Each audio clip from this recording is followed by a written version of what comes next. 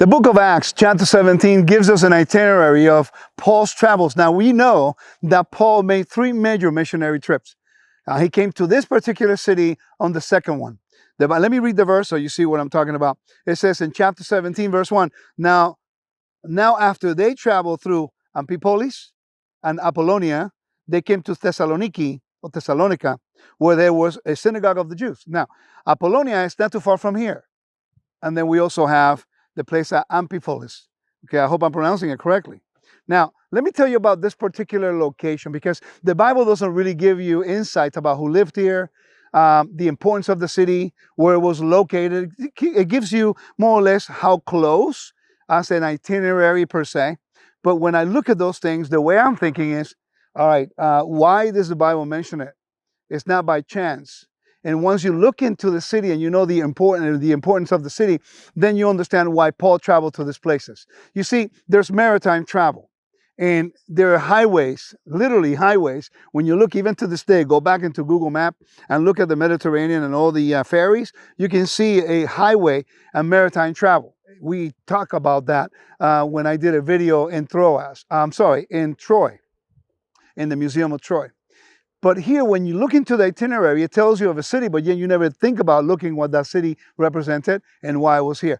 It was located near the Via Egnatia, which was one of the main roads. Now, as you know, the Bible is pointing out information about places where Paul went. But in the Greco-Roman world, specifically the Roman Empire, all roads led to Rome. And that was a term coined by Augustus Caesar.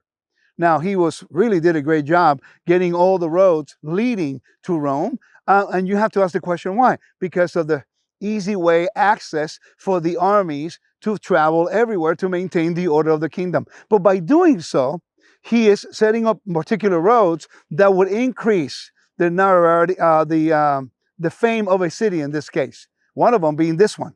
Now, let me tell you a little bit about this town.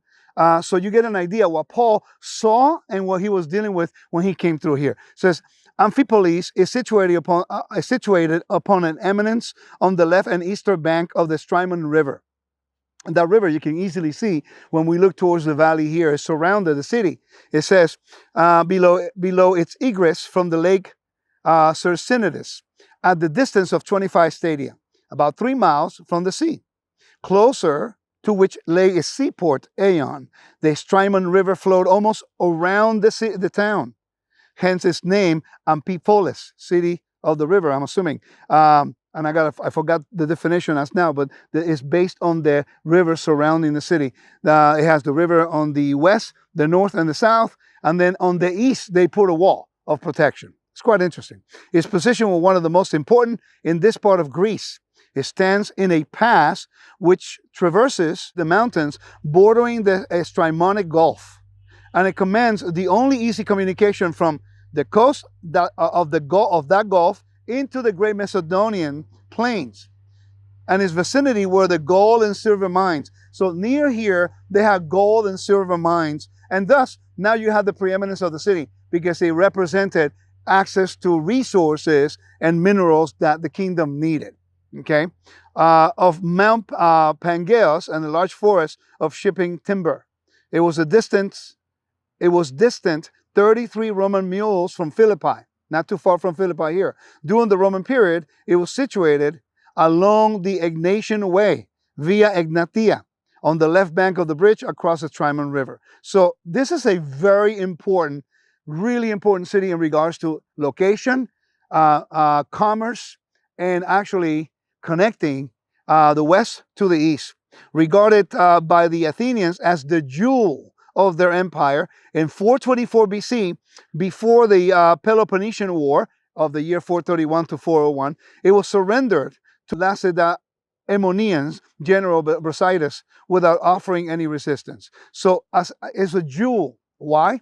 Because of its location, of resources, accessibility to the port, and also the safety of the rivers, and also the protection of the mountains. I hope you guys enjoy some of this information that the Bible really doesn't go deeper into, but understanding its history, its location, geography, then it allows us to know the importance as to why to the Macedonians this city was a jewel to them, and to the Romans a huge importance of locating a particular location, a place in which you can connect the West from the East.